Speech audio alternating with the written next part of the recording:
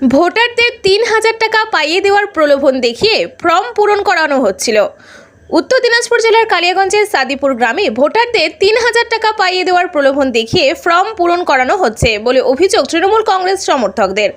এই ব্যাপারে বিজেপির কোনো প্রতিক্রিয়া পাওয়া যায়নি। প্রতিক্রিয়া পাওয়া গেলে আপনাদেরকে দেখানোর চেষ্টা করা হবে।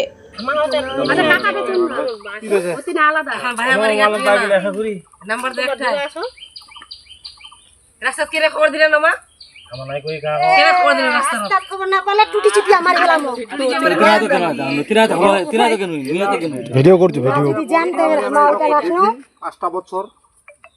5টা বছরে কি উন্নতি হচ্ছে বলেন?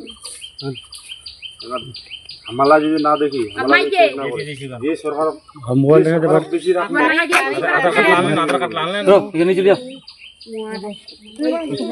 ওরে বাপ মোর খাই দা আছে নুকা খালি